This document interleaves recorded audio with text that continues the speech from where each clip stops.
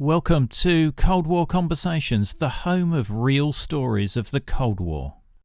But I was really frightened, and I remember thinking to myself, I mustn't let the crews know that I'm frightened.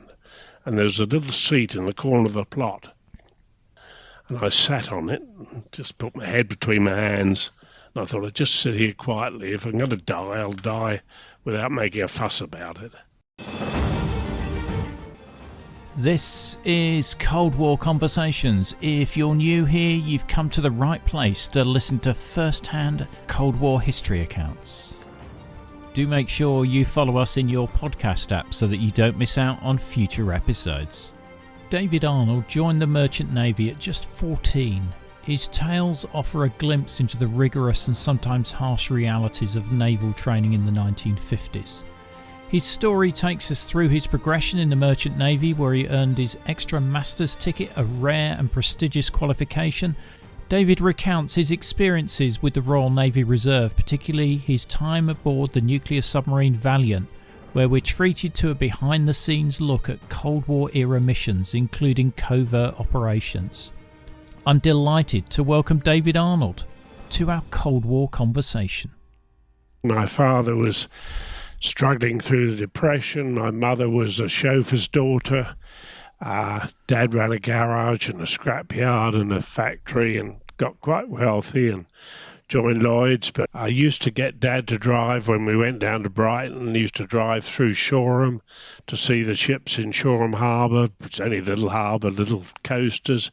And sometimes I persuaded him to go down and talk to one of the officers on the coasters or the captain and take me round and show me it, and I loved it.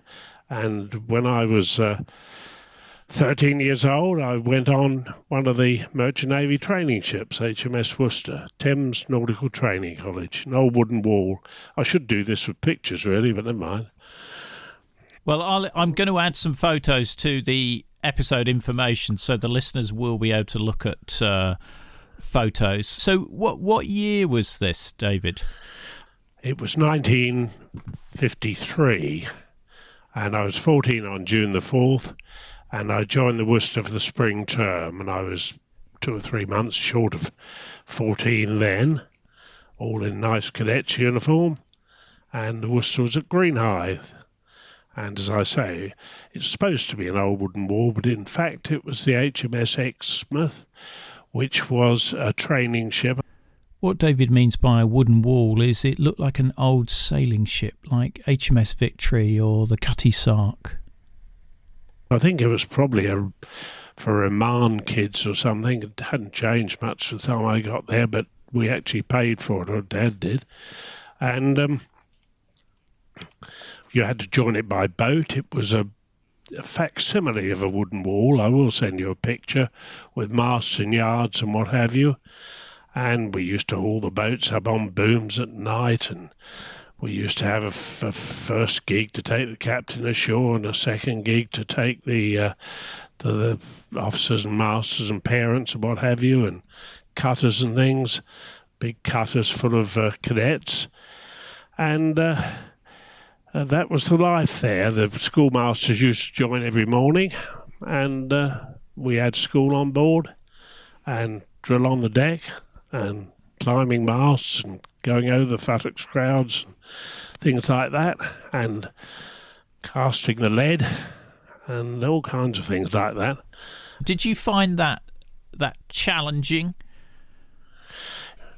Well, it was a rough life for a new boy. I think one of my worst memories was we used to have cocoa in the evening, and we used to be dressed in dressing gowns and served equal measures of cocoa and bromine, I think, to keep our enthusiasm down. And at the top table there was a bunch of cadet captains with a senior cadet captain there, all done in white. And as you were halfway through your cocoa, he'd stand up and say, "The following cadets will fall in outside the chief cadet captain's cabin tonight after this cocoa session is over." And that means you got 3 strokes of the birch stick. and it was not a great idea because you got lined up out there. Unless you got in pretty well first, you'd hear the people who were ahead of you getting their 3 strokes. And when it was your turn, the chap who did it my first term was a chap called Hersey, Chief Captain. And he wasn't a big man, but he was full of muscle. Great exerciser, great sort of gymnast and what have you. And he used to wear a pair of plimsolls, white long trousers and a vest. And he used to hold the birch stick across as he lectured you. And as he held it and twiddled it with his thumbs and fingers, all his muscles would ripple. This was not a great idea. You could look past him through the square port there and see the tide on the Thames going out and wish you were in it rather than where you were. And he was Chief Cadet Captain. 3 years' time, I didn't replace him, he went after the first term. And 3 years' time, I was Chief Cadet Captain. We changed everything, and we made people get 3 loggings, had to be put in the logbook before they got a beating, and the book was extinguished at the end of each term. So there were a lot of badly behaved people on 2.9 loggings just about, and hoping against hope that the end of term would come, and we reduced the beatings from about 100 a term to about 2, I think, which seemed to be reasonably humane. Anyway, I went through the Merchant Navy, 3 years as a cadet, then I took my second mate's ticket, and then I took an Australian mate's ticket, then I took an English master's ticket. I did one trip a ship to the scrapyard with a brand new ticket, and then I spent a whole year. I did masters without bothering to go to school, but I spent a whole year getting extra masters, which is pretty rare. There are only about 2 in the company. So, extra master mariner, what does that actually mean for somebody like me who's never been to sea? What does that qualification show that you are good at? I guess. Well, it doesn't show a lot. I don't know. Doesn't show a lot these days because it's passed into history. They swapped it for all kinds of new. Life's changed in the Merchant Navy now. They're building ships with 7,000 passengers and building ships with 1,100 feet long container ships and huge oil tankers. I mean, it isn't the Merchant Navy I knew, which was the 12 passenger ships carrying refrigerated cargo from Australia and New Zealand. And I was only ever on one steamship, and that was going to the scrapyard with a gang of stokers. They'd bailed out of Barlinnie prison, I think. That was just after I got masters. I went down the road to the shipping office because I was going up for extras. And I needed a little more money, see if I could get a job as second mate. And they said, anybody in here got a master's ticket? And mine was still warm, I think. I just passed masters. And I said, yes, I have. And suddenly I was involved with this ancient old bloody steamship with steam steering gear and steam winches and steam engine, triple expansion engine, I'll tell you. Coal-fired. It was a real blast from the past. She was built in 1916, I think. Anyway, we went to Bilbao. So that's her.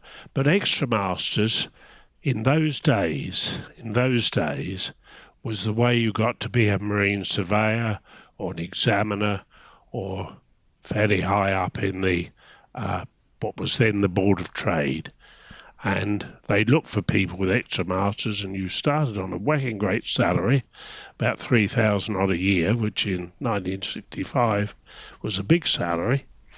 And it was a 4-term thing. It was counted as a degree. You did it at London University. You had to have a master's ticket, and there were 4 terms. So brighter people than I was, and there were a lot of people who would never have got the the thing in a million years.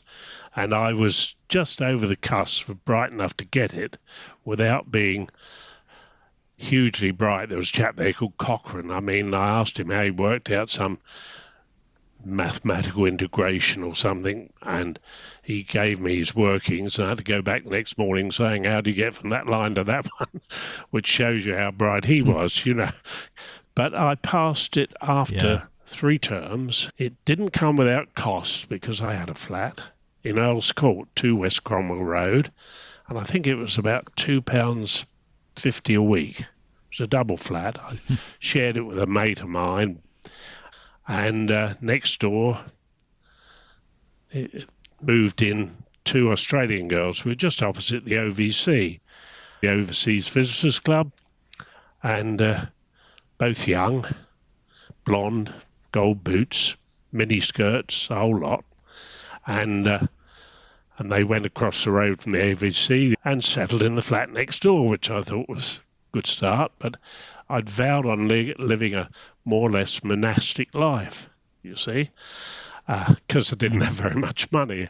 I did have a car, a full Consort, GT I think it was. Anyways, full Consort, bench seats, leather upholstery. I mean, what more could you ask? And my mate went back to sea, so I was stuck with this double flat with two single beds, and I had a refrigerator and a tape recorder. Next door, one of the girls went off with a boyfriend and left the other girl called Andrea next door. So I put a proposal to her. I said, why are you paying £2.50 a week for a flat?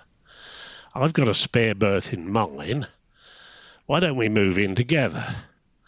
Amazingly, she accepted that proposal. I mean, I've been married to her for 57 and a half years now. So it just shows you these things are not done without cost. A high-maintenance woman. Yeah. I think she's gone out. Oh. Could be in trouble here. No, she's promised not to interrupt. Anyway, sorry, I'm pouring a bit of water here. You're not at all. Anyway, that's the story of my courtship, or some of it. Brilliant. No, it's the sort of detail we like on here. So, at some point, you get an unusual invitation from the Royal Navy. That is true. There is Naval Reserve, and in those days there were various lists of the Naval Reserve. It's probably changed now because I'm going back 50 or 60 years, and I was a list 1, which meant professional seamen. Your best list for the Navy is your list 1 because you are professional seamen, which is more than I could say about some of the naval blokes. And so you're instantly able to be called up and put in charge of a minesweeper or some other. And there was a branch in the Navy, which was the submarine branch, which was open to naval reservists. So I did my short sea course on a mine hunter, which I could tell you a lot of stories about, but later on I did my long sea course, which was 9 months, on a submarine called Alcide, ALCIDE, which had been built in April 1944, and for the Pacific War, high speed on the surface. Did that course and enjoyed myself, and there was a chat and learned an awful lot. Submarines are a bit of a acquired taste. I brought all my gear there, including a big trunk full of all my clothes, and discovered it was too big to go down the torpedo loading hatch, so that had to be left behind. If you ever saw that film Das Boot, I don't suppose you did, but if you did, very similar, very similar. Things had not changed a great deal, although they'd added gear in the subsequent years and built up the fin, you know, so you had a proper fin on it, but be that as it may, very similar inside. Anyway, I got a good report, and there was a chap there who'd been a wartime hero called Commander Mills. He commanded a submarine in the war, and he was towards retirement at HMS Dolphin, Portsmouth, where the submarines live, and he argued with the Navy, Second Sea Lords Department, that if they were going to maintain a naval reserve presence in submarines, and the intention then was that all our submarines in future would be nuclear, then they had to start considering R&Rs for nuclear submarines. And he said to me, can you get 3 years off? And I said yes, because I'm in Port Line as a junior chief officer, and they've got too many junior chief officers, and they're getting rid of ships because the container ships are coming in, and one container ship does the work of about 5 or 6, hand-loaded ships as we were. You could be 3 weeks alongside Auckland loading butter, and container ships wouldn't be 30 hours. They'd load butter in containers and carry far more. Anyway, the Second Sea Lords Department said, well, if Lieutenant Arnold can spend 3 years with us, we'll put him through the nuclear course at Greenwich. But if we put him through the nuclear course at Greenwich, can he keep up? We don't think. This is the creme de la creme of the Navy he's going with here. We've got one nuclear submarine, which was the what's the name of the bloody thing? Dreadnought. Dreadnought, yes. But the front bit was English. The back bit was American. It was an American S5N 80 megawatt reactor, and so although it was British and it was a nuclear submarine, it wasn't an English nuclear submarine really. We were the second submarine, Valiant, which did have a reactor, and it was a much superior submarine and much quieter, and the things that were put on the English submarine were replicated in American ones later, because they'd never had a nuclear submarine that was quiet. And we were as quiet as a conventional one on electric power. Because I did do a bit of research on Valiant, because there was some system called, was it rafting, which made it quieter as well. Yeah, and the Americans sort of looked down their nose on that, but eventually did take. Well, it was so quiet they couldn't track it. Yeah. And we had a 80 megawatt reactor. I mean, they're much bigger these days, and it was a very good setup. Anyway, so I went to Greenwich for my 4-month course with all the creme de la creme of the Navy, and as I say, the Second Sea Lord did write and say it's unlikely that any merchant Navy officer would be able to keep up with the mathematics and the nuclear physics required, which pissed me off no end. I'll have to edit this a bit. And I'd just come from extra masters, so I was pretty well topped up. I could integrate with the best of them, and certainly better than most. And I was paired off with my commanding officer, who was Commander Robin King. Nice man. And there were 2 other commanders on the course, otherwise they were all lieutenants. Commander Morris and Commander Hervey, who later became a Rear Admiral. And Morris had come up for the lower deck, and they formed a pair. So there were 2 pairs, and we used to work together in 4s, 2 pairs with 3 commanders, and me, a sort of miserable Lieutenant R&R. And I used to do the work for Robin King. He was going to be my skipper anyway. So I used to type out all my notes, learned to touch type when I was at sea doing manifest. And I used to type out all my notes and redraw all the diagrams and get a copy for him. He had a copy of beautifully typed notes, lovely. Well, of course, you learned a lot when you were doing everything twice. And Hervey was the brains of the other side, and I was the brains, inverted commas, of our side. So about halfway through, we used to have breakfast in the Painted Hall at Greenwich. I don't know if you've ever been in the Painted Hall of Greenwich.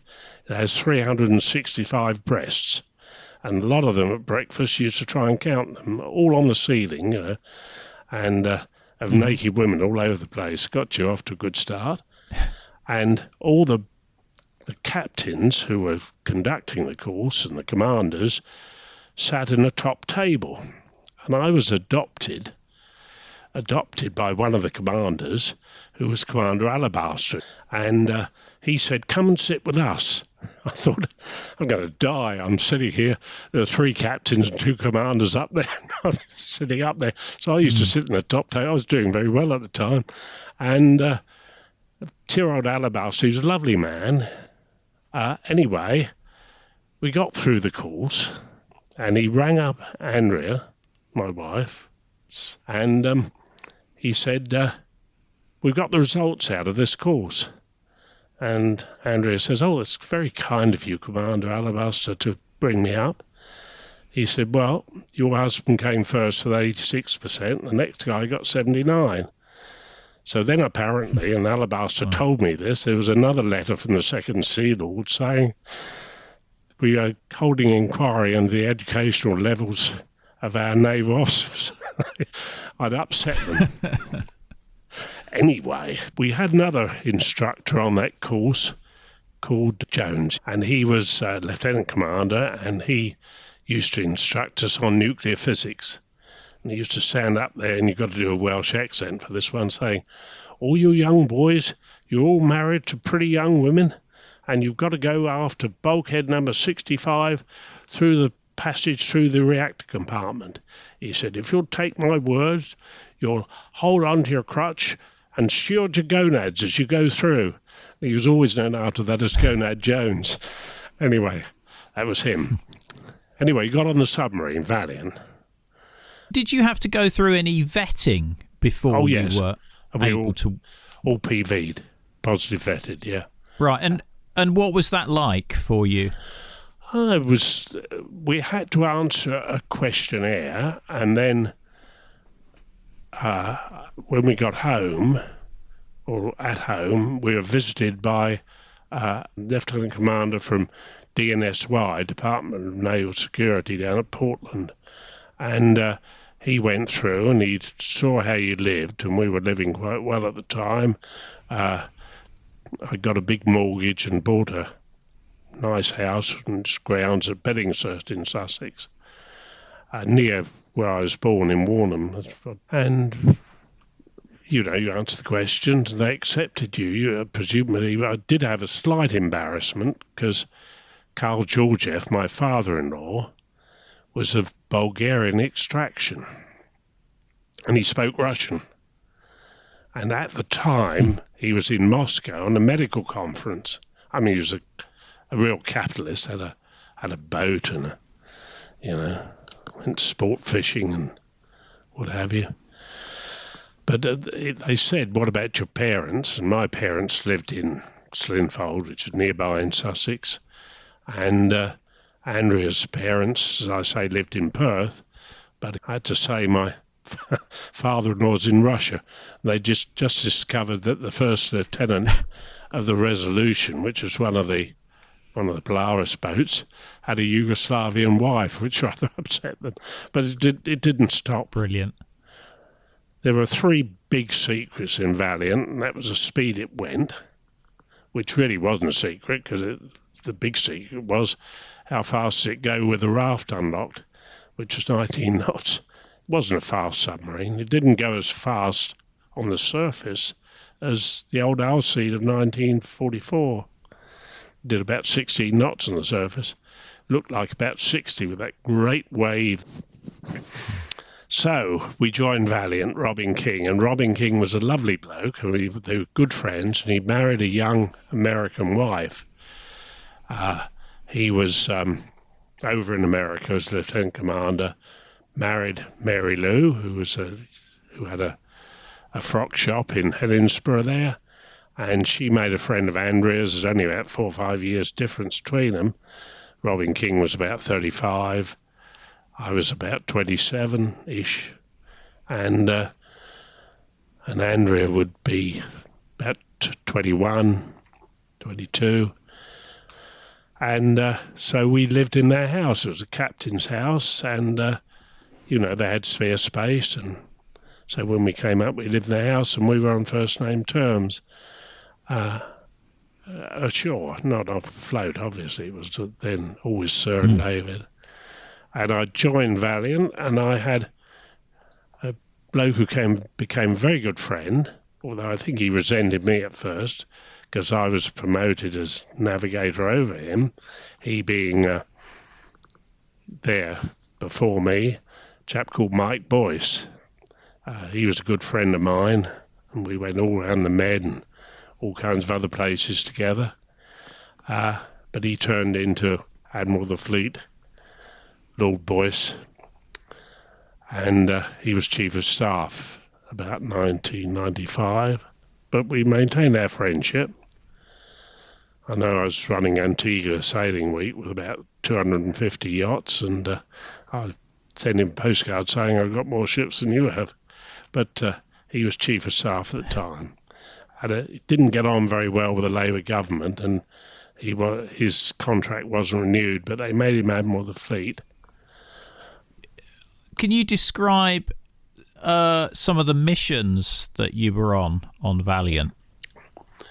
We went around the Med and did exercises with the Italians, because a lot of these people had never met a nuclear submarine before, so they were keen to exercise with us. I always remember in the Med, we went to La Spezia, and there's the American submarine, the Skate, and they made her anchor 3 miles offshore as a nuclear hazard. When we got there, we were invited to dock in the inner basin. Now, Robin King was a super skipper, but he was, without doubt, and I've been to sea a long time, the worst ship handler I've ever met. And after a few bumps, we agreed that he'd stand up there with his hat with a scrambled egg on and his microphone, issuing orders, and after about 20 feet of cable, we cut the cable with his agreement, so he was not talking to anybody, but it looked good. And then down a bit low was me with a mic that was actually manoeuvring the vessel. And you had to keep your wits about you, because if you look at a nuclear submarine, it has a big screw aft, or they did in those days, and then hydroplanes, rudder and the vertical fin. So the propeller was after the rudder, which is very unusual, if not unique, to nuclear submarines or submarines. And you had a thing called an egg whisk. And this was a 300 horsepower motor that you could lower and train to the left and right, and it pulled instead of pushed. You might well ask, why the hell would you have an egg whisk? And the reason being that when you were under the ice, not the Med, but when you were under the ice, it wasn't too difficult to hit the propeller on the ice and lose it. Now, there's nothing more depressing than being in a nuclear submarine with no means of propulsion, with ice above and ice below, because nobody's going to come and tow you out. And when the spuds run out, you're going to die a slow death of probably starvation, which is depressing, because you make your own air and you make your own water. That was okay, and you had egg generators and things. So you had an egg whisk, and what you could do was lower the egg whisk, and at about 2 or 3 knots you could get the submarine back home again, at least, or on the surface to be towed.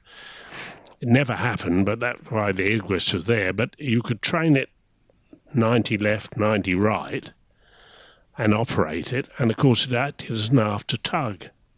So if you're going port side 2 on something, you'd lower the egg whisk, train 90 left, because it pulled instead of push, you had to remember that, and operate egg whisk, and your after end would come in. And that day, that was my finest ship handling hour, I think. We came in the basin, we'd been 2 hours on and 2 hours off for about 3 weeks, for reasons. We didn't have enough trained people, so we were 2 watches, myself, Mike Boyce, plus somebody on the con. one on the plot, one on the con. And we came in, and wasn't a lot of spare room, and we came in at a fair rate of knots, for about 3 or 4, hung a right, turned round, full astern, hung a left, bow right up the edge of the thing, egg whisk down, pull the arse in, beautiful manoeuvre. And I slept for 36 hours after that. Marvellous. All the Italians were most impressed. Right, so that's I that. would expect a round of applause for that. Yes, I thought we might have got a round of applause. I hope there's still people around that remember it. Apart from we two are probably the only people in the world. Then the other trip was up north. Now, how much should we say about up north? What's secret that happened 55 years ago? I don't know. I presume you were somewhere around Murmansk or somewhere like that up north. Yes, somewhere like that. Let's just hypothesize. Let's pretend you've got Archangel up the White Sea. You've got Murmansk, which is on the tip as you go round. Got the Barents Sea, and across from those places, those two, which are connected by telegraph cables on the seabed, there is a place called Novaya Zemlya, which is a long island shaped like a banana. In the middle of it is a town which I can't remember, where there is a gulag where they make nuclear depth charges, the NATO name of which I think was Lucy or something. It's always a matter of some debate that if they dropped a nuclear depth charge, it was meant to vaporise everything within a mile. And we didn't think this was very sociable, really, but nobody ever dropped a nuclear depth charge, as far as I know, not on us anyway. Anyway, the Barents Sea isn't very deep, and it is pretty flat. And you can bottom a submarine on it. This is a hypothesis. If you bottom a submarine, and if you have a couple of swimmers, you can put them in a 2-man tower, and you can shut one end and flood it up, and then you can open the other end, and out they go. And let's assume they have a little gadget with spikes on it and a lashing with a tape recorder that lasts about 6 months. So they swim away and find a spot where there's such a gadget that's been there for 6 months. They take it off, they put a new one on and come back, and away you go.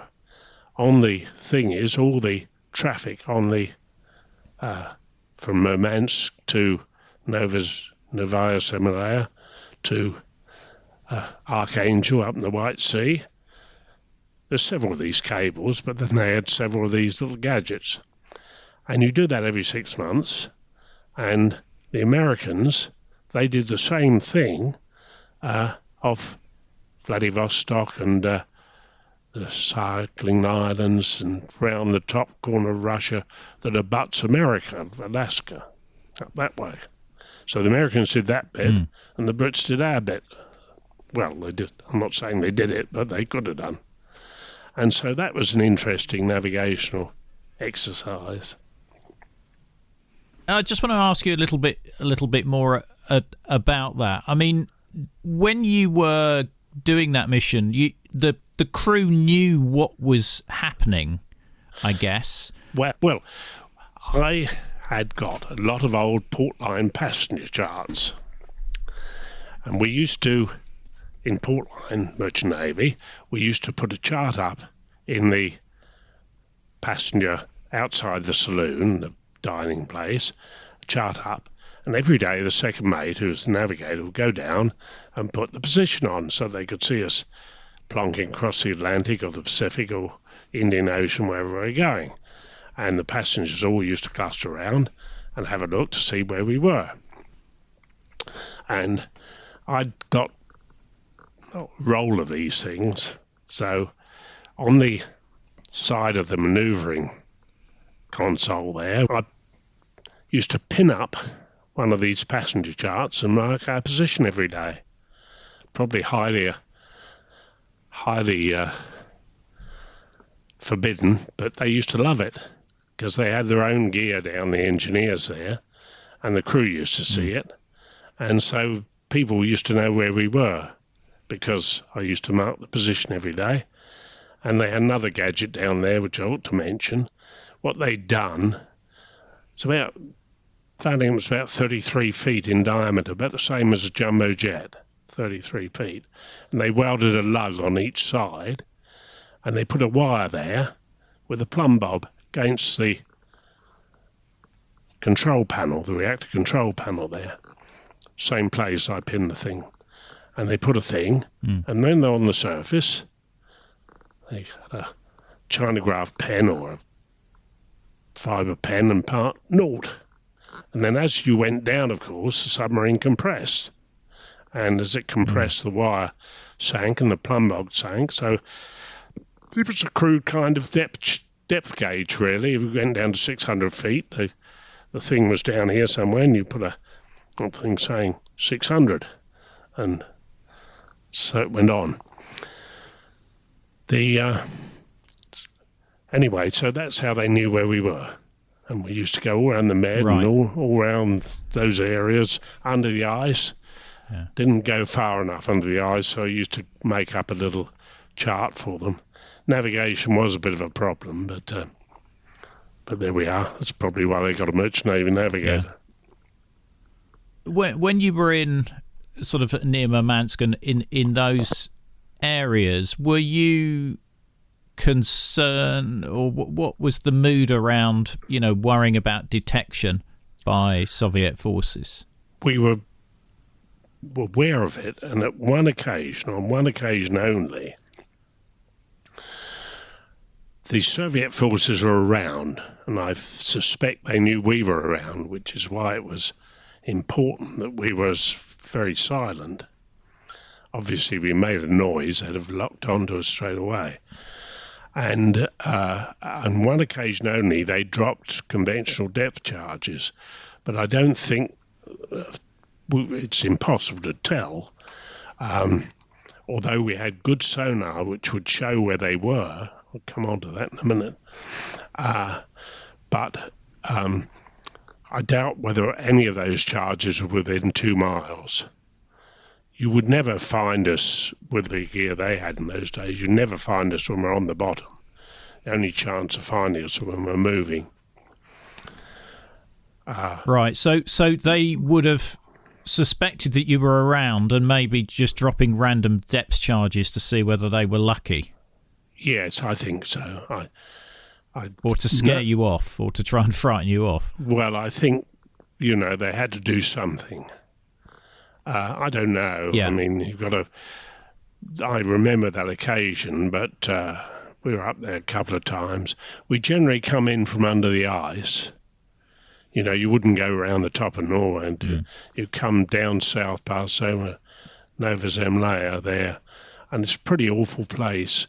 We did come up and take some periscope pictures of Nova Zemlya, and we had high degree optics there, and we got as close as we dared and put the periscope and took some pictures, and I think they blew those up and processed them, and it showed all very bleak waterfront with driving snow and all kinds of little stick figures wandering about.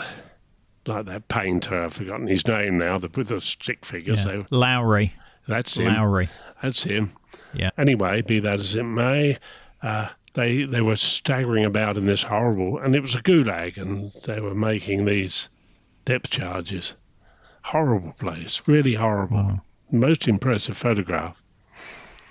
Were you ever close enough to Soviet ships where you'd hear their engine noises, or not? Oh, we'd always hear the engine noises. We had a passive and an active sonar called the 2001 sonar, and that consisted of a load of staves, vertical staves, across the bow of the submarine. And if you look at pictures of Valiant, you'll see around the bow there's a series of vertical staves on the upper part of the bow, and it goes right round, and that was the 2001 sonar. And what that could do, if you operated it in active mode, was send a signal out to 40,000 yards, 20 miles, and there was a big screen in the TAS room, and you could see the dots of the ships, and you could plot ships. And the lieutenant's 8-berth cabin, it was just ahead of that, and the sound of this thing, it used to ripple all the way round. It is said that if you swam within 200 yards of it, the amount of power pulsing out would kill you. I mean, no conventional submarine could generate enough power from batteries to operate a thing like this, so it's a thing unique to the nuclear world. And these were news. Yeah. Warspite would have had one, the first submarine. Dreadnought would have had one because it's an English front.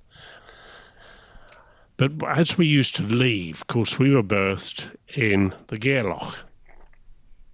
And as we used to leave, we always had a Russian destroyer or frigate catch up with us on the surface, too sheltered to dive, so we'd be steaming along probably about 12 or 13 knots, maybe full sea speed on the surface, which would be 16 knots, and about 400 yards off on the port side, there'd be a Russian, and they'd all turn up and give us a wave. And I used to have a Russian hat with a badge on it, third-class athlete of the Soviet Union, and I used to give them a wave back, and they had a blue light they shone on us, just a blue pinpoint light. There was some debate in the wardroom about exactly what this was.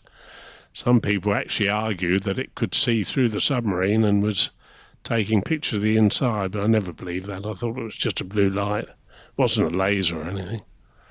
Anyway, they used to give us a wave, and then we got in deep water and we'd dive and lose them, I think, in about 20 minutes. They'd disappear. Very difficult to track a quiet submarine. So that was Valiant, really. Can I just ask you a few other questions about Valiant? Were you involved in any other sort of covert missions like the Murmansk one? No. We did exercise Eager Beaver, I remember that. It was a NATO exercise, NATO secret, and you weren't allowed to take the papers off the ship, of course. But me as a navigator, I had to learn it. It was 40 pages. No, I was going home for the weekend, being just married, and going to take the train home. We got 3 train trips back to Sussex, and then back up to rejoin the submarine. I thought, not supposed to take this home, but I'll put it in my briefcase and read it through over the weekend, and so I'm really clued up when we sail on Monday. Home I went to Glasgow Station, and what did I do?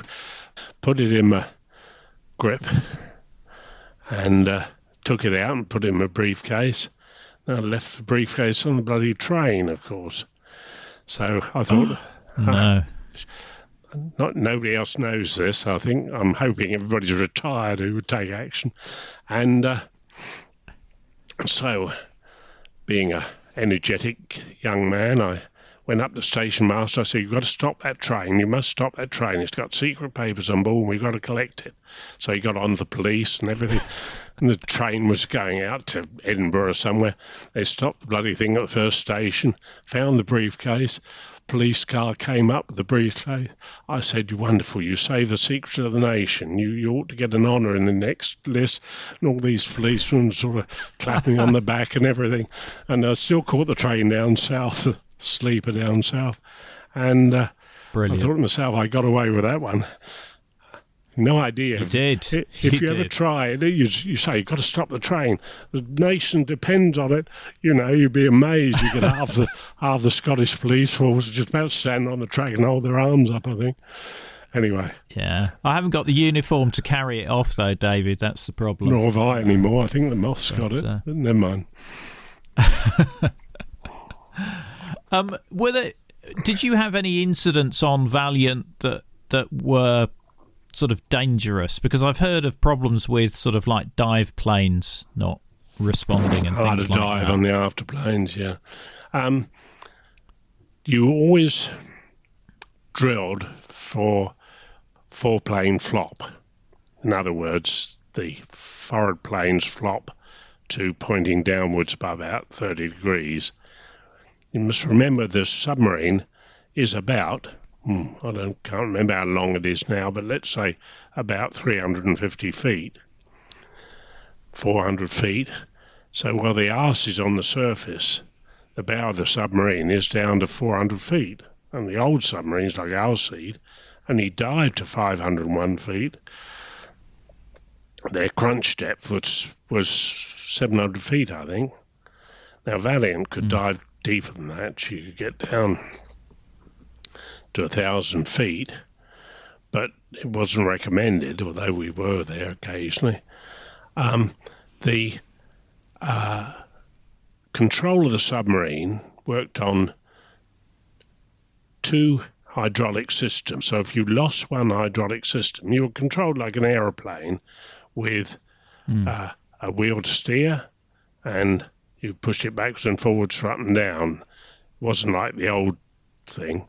There were two there. One did the depth and the other did the course. You had two seats. And you had main rate control. So if you had a failure on the hydraulics in the main, you would switch to rate control, and you wouldn't notice any difference. But there was also an air control, which is by compressed air. And this was the absolute emergency. And if you had a four-plane flop, you assumed you've lost your hydraulics. You go on rate control, you blow the forward main ballast, and you'd be on rate control to keep bow up, try and get the bow up. And if you're doing 10 or 12 knots, you go down pretty quickly. If you're going down at 30 or 40 degrees, you very soon get down to 1,000 feet. Well, Robin King, love him as I did, we were in the Irish Sea, which has a depth of about 500 or 600 feet, I think. And we're plonking along, all was well. And he said, I'm going to try air control. Nobody ever done that before. So everybody looked a bit apprehensive, and we switched off the main, switched off the rate, went on to air control. And I was on the plot. But the captain was on the thing anyway. And everybody's standing around, and it was almost impossible to control the submarine. So it adopted a big bow down angle, and it went hurtling down, even though it stopped it, and the bow got stuck in the mud. Well, not stuck, but hit the bottom, which was mud, thank goodness. So they blew forward main ballast and pulled the rate control back, and the planes came right up to hard rise, and they put the engines ahead, or the engine ahead, and up she came, and she must have leapt out of the water like you see the whales leaping out of the water. Nobody was there to witness it, but, sort of 5,000-ton nuclear submarine leaping out of the water must have been quite a sight if somebody had been there, with the bow covered in mud. And so we went back to main control, and I think it's the only time in my life I've been truly frightened. I went through the Fastnet race when 19 people died, and I wasn't frightened then. I just thought I want to go home and complete my paperwork before I die. But I was really frightened, and I remember thinking to myself, I mustn't let the crews know that I'm frightened. And there's a little seat in the corner of the plot. And I pulled the little seat down, little bucket seat, like having showers and things. And I sat on it, and just put my head between my hands. And I thought, I'd just sit here quietly. If I'm going to die, I'll die without making a fuss about it.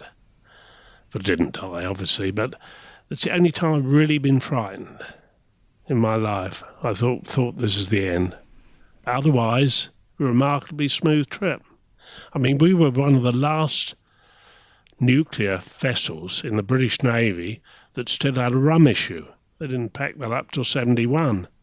And so I used to have to go down there, or somebody did, all done up in their uniform, and watch the petty officers mix the grog, 1 gill of this and 2 gills of that, and dish it out to everybody in nice polished copper measures, and all standing there with the anchors of Navy rum there.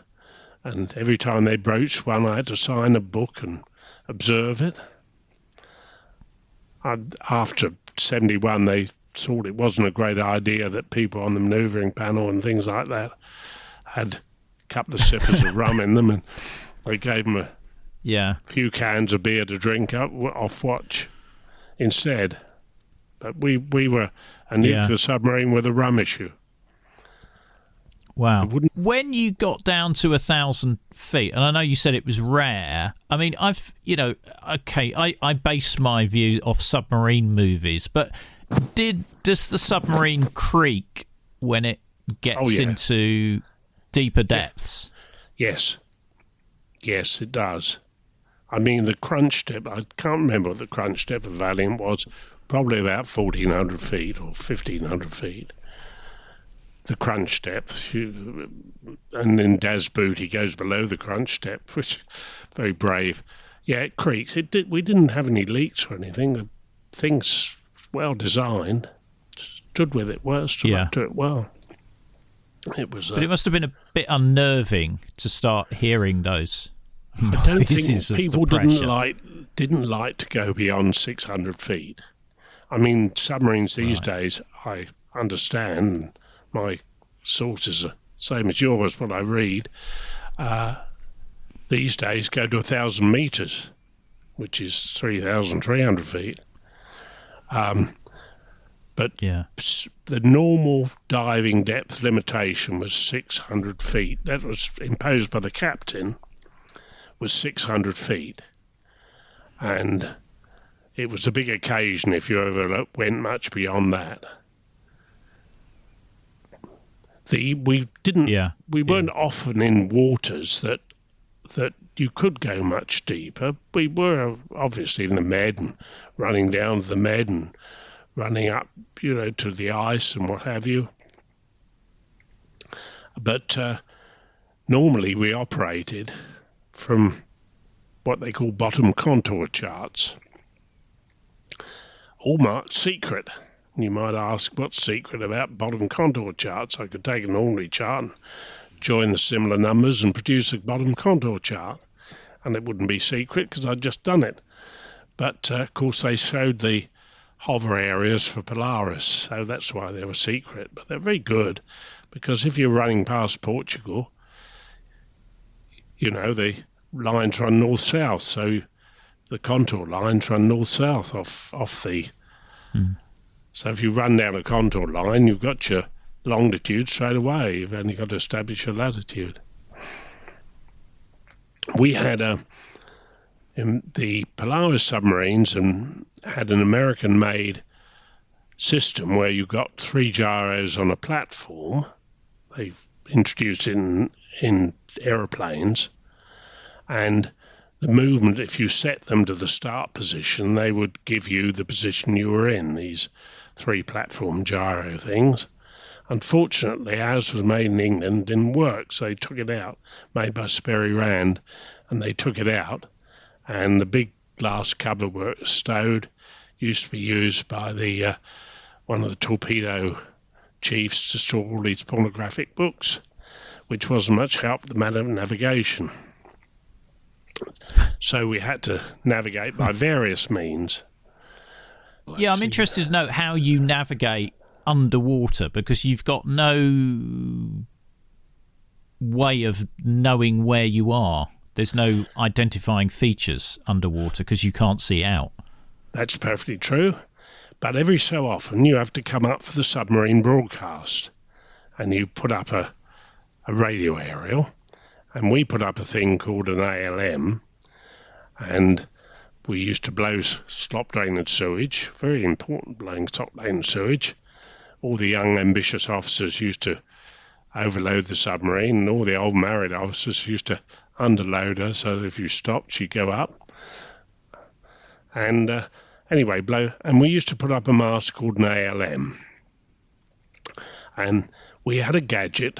I could take periscope sextant sights, which was good because the previous navigator took periscope sextant sights, and the engineers cut a little bit of submarine tape out and put them over the periscope sextant eyepiece, and he produced positions for 19 days before he discovered that his eyepiece was blocked off, which rather damaged his street cred. But I used to do it, and you used to have, but it was a very ponderous process. You had to average the roll and average the pitch and allow for collimation if you're moving ahead because the periscope bent a bit. As much working before the side as working the side out.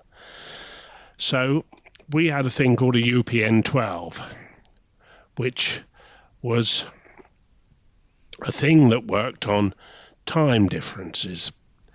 The British used to have a Decca, but this is Loran Charlie, what they call Loran Charlie, the American thing.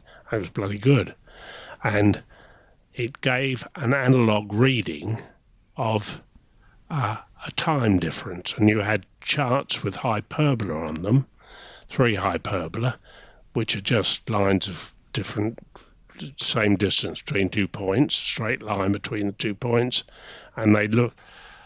Anyway, you've got these curved lines, and you used to switch from one frequency to another, and you used to operate this thing and turn the handle analog, and you got a 4-figure number, and the 4-figure number would represent a line on the chart, which you'd fill in, nearly straight where you were usually, and then you switch to another one, switch to another one, and you get a nice 3-cross fix, and then the ALM mast would come down, and you'd submerge again. Now, what I knew, but my dear old friend Mike Boyce, sort of on at Dartmouth to be Chief of Staff, Admiral of the Fleet, blah, blah, blah. Anyway, what he didn't know, but what I did know was this analogue thing, as you turn the handle, when it got to 53, it clicked 100 over. So if you got one bearing that said 1, 2, 3, 4, that's fine, that's super. But as soon as you got to 1, 2, 6, 4, it would say 1, 3, 6, 4 because you passed the 6. Now, that meant that you'd be 100 lanes out. So my off-watch period was only 2 hours. Mike would be there as navigator, up, blow slop lane sewage, up with the ALM mast, take 3 bearings, turn the handle, 3 bearings. Mike would plot them, and 2 would probably cross all right, and 1 would be way out, somewhere near Newport News or Florida or somewhere, a long way away, 100 lanes out. It wasn't that far out, but it was probably about 50 miles out or something. So Robin would say, "Have you got the position, Mike?" And Mike would say, "Can't make these things cross." And, this guy sort of on the mark, and he'd say, Robin would say, "Oh, for goodness sake, David's off watch. I haven't got to get him up to sort it out, have I?" Poor old Mike sort of hung his head. So they woke me up, so I'd turn up in underpants and a string vest and say, "What the hell is it? I've only had sort of 50 minutes sleep, and I've got another hour and 20 minutes. So they say, "Well, we can't get across. It's supposed to we've been up for the submarine broadcast. So we'll give you your numbers." So I'd look at the numbers, and of course anyone that was over 52, I'd knock 100 off. And they got beautiful little fixes. I say, "That's where you are. Take my word for it if you don't believe me. I'm going back to bed." And poor old Mike, who was so upset. And when I was leaving the submarine, I let him in on the secret. He chased me around the control room. He's just about ready to murder me. Anyway. Brilliant. Tell me about the time that you managed to torpedo a delivery van. Oh, God. We used to have 6 torpedo tubes forward, which take the Mod 4 Mark V, which was more or less a wartime torpedo. They'd developed the Swordfish after my time. So we had a wartime percussion torpedo, modified, Mark 4 Mod 5. Same torpedoes as we had in Alcide, the 1944 submarine. But we also had a thing, it was called the Torpedo 2000, and there was a little cubicle in the alleyway going aft to the control room, and there was a screen on it, and if you fired one of these torpedoes, which fired from forward, but lower than the 6 torpedo tubes, fired one of these torpedoes, it was wire guided. So you had this sort of like a sonar thing, and whatever it was, your target was there as a little blip, and you had little joysticks, and you could, through the wire, which unreeled, you could direct the direction of the torpedo to hit the target, which was a great advantage on doing offsets and working out the speed of the target and the offset and firing 4 torpedoes at quarter-inch spacing or quarter-degree space, all that business. So we had a Dutch admiral aboard. I always remember, because he wasn't allowed to go after 64 bulkhead, which was where you had to hold your gonads and then out in the manoeuvring room and everything.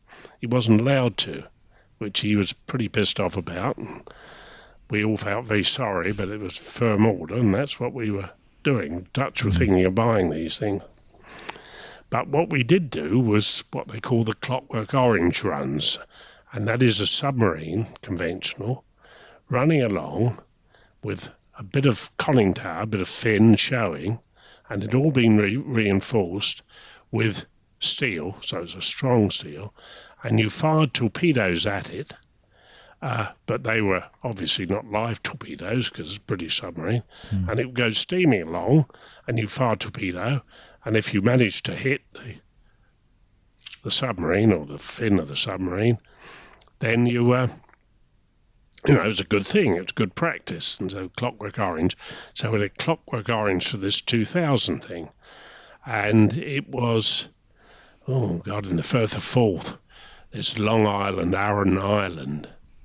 Anyway, they fired this torpedo, this 2000 thing, at this Clockwork Orange, and the bloody wire broke.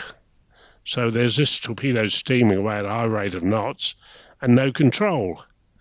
And it missed the Clockwork Orange thing, not unsurprisingly, and there was a ramp, a concrete ramp, and it hit the concrete ramp where you pull up fishing boats, went whistling up the ramp, no fishing boats, and at the top of the ramp there was a big white truck. I think it was just taking fish, or I don't know what it was doing. Anyway, at the end of the ramp it jumped about 2 or 3 feet, hit the truck, knocked it over and landed in the bushes. I had to send a naval party ashore to get the bloody torpedo back. And somebody to take pictures, presumably, and deal with the claims. And they were watching this with a periscope. It didn't impress the Dutch admiral too much. No. Dear old Robin said, by God, he said, we've torpedoed a truck. I didn't actually see it. I thought you were supposed to mark kills on the conning tower or something like that. So was there now a little picture of a truck on there? I can't remember it because they painted out. No, I don't think so. I think everybody hushed it up a bit. I'm probably the last person who remembers that. Yeah, that's a great story. It's a great story. Are there any other interesting anecdotes from your time on Valiant, or have I exhausted those? I'll give you one. You won't guess this in a million years. We're going to sea, right? And navigator goes up on the fin until we dive. You come down, shut the hatches, 1 clip, 1 pin, 2 clips, 2 pins, down you go into the control room, and you're diving, and you're 200 or 300 feet, and the submarine is compressing. So there's one thing, you maybe dive there for 2 or 3 weeks, you don't come up, you merely poke the ALM mast up, but you don't actually surface for weeks. And what is the vital thing that the navigator's got to remember before he goes up to take the ship out and what have you? And you also have to know that the navigator is also in charge of films. And the frigate used to get a ration of 12. I used to get 36. I argued that we needed them, which was grateful. And in the deckhead of the wardroom was the screen. There was a little cover over it, and you took the cover down, and then you could unwind the screen and see your film. Trouble was, if you dived, the submarine contracted, and the cover got jammed in, and you couldn't get it down. So you couldn't see any films. So the vital thing to remember before you go up is to get the bloody cover down. Not many people know that. That's great. That's great. The little details that people don't know about the life on a nuclear submarine. Yeah, that I don't think got anything else for the moment. Okay. And when did you leave Valiant? What year was that? That was January 70. Okay. What we did, we went into the new nuclear dock at Chatham. They'd done a new nuclear dock. We were the first submarine in there. It's all shut now, Chatham. And it just amazed me because in Portline, I was chief officer in Portline, but normally what you do, let's say you were going to Gravesend, you would stop off Dover and take a pilot aboard, an experienced master, and the pilot would take you through the Goodwin Sands, through the entrance to the Thames, past Sheerness, and on to Gravesend, which isn't all that far, just river. Well, there's Valiant drawing 30 feet without the egg whisk down, 33 with it down, drawing 30 feet, which is a big draft for a merchant ship of those days. And I was the navigator, and Robin King didn't even bother to come up. I took the thing all the way through the Goodwin Sands and up to Sheerness, and we picked up a pilot at Sheerness to take us up to the nuclear dock and Chatham and up the river. But I mean, the thought of this billions of submarine, you've got a 28 or 29-year-old lieutenant up there, and no radar. Radar was down below. It was a yacht radar we had, and they were doing distances off, which I'd marked on. I'd marked it all on the personal chart and all the distances off and things, a PO down below, and most of it was done by eye. And I always remember passing the mud banks of the Goodwin Sands and seeing all the seals on there. It was daytime, but I thought, what a trusting lot for the, if we'd in a merchant ship, we'd had a pilot, we'd have the captain in his chair watching things, and I'd probably be working the telegraphs. Yeah. And it always amazed me. Anyway, there we go. We got there, no problem. Well, they obviously believed in your navigation skills. They did. They're probably the last people. No, it's a bit unfair. I used to sail for De Savary and Edward Heath, and Well, I want to come on to Ted Heath. Don't miss next week's episode where David recounts his time sailing with British Prime Minister Ted Heath and surviving the 1979 Fastnet sailing disaster. The episode extras such as videos, photos and other content are available via a link in the episode information. The podcast wouldn't exist without the generous efforts of our financial supporters, and I'd like to thank one and all of them for keeping the podcast on the road. The Cold War conversation continues in our Facebook discussion group. Just search for Cold War Conversations in Facebook. Thanks very much for listening, and look forward to seeing you next week.